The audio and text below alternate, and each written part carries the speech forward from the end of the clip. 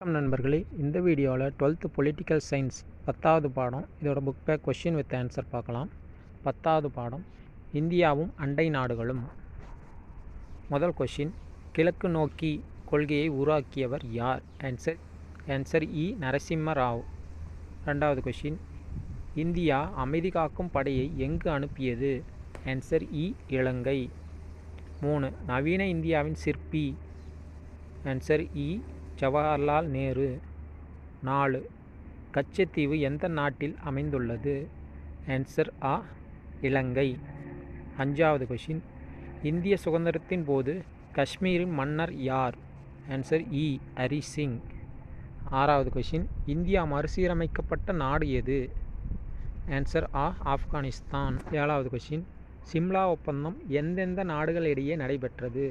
Answer ஆ. India Pakistan. 8வது question, Shimla ஒப்பந்தத்தில் கையெழுத்திட்டவர் யார்? ஆன்சர் ஆ. இந்திரா காந்தி.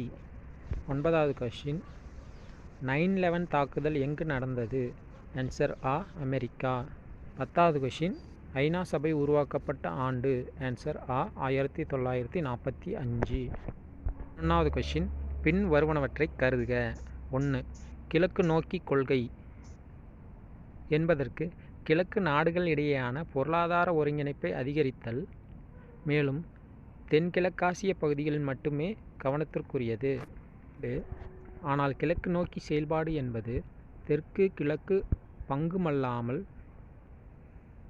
கிழக்கு ஆசிய நாடுகளின் பொருளாதார மற்றும் பாதுகாப்பு ஒருங்கிணைப்பை அதிகப்படுத்துவதாகும். ஆன்சர் இ. 1 மற்றும் 2 இரண்டும் சரி. 12வது கொஷின், ஆன்சர் 1 இ. ஆ. ஆ. இ. நேபாளத்தின் புதிய அரசமைப்பு 2015. கிழக்கு நோக்கி செயல்பாடு 2014. காக்டஸ் நடவடிக்கை 1988. சம்ஹிந்தா எக்ஸ்பிரஸ் குண்டுவெடிப்பு 2007.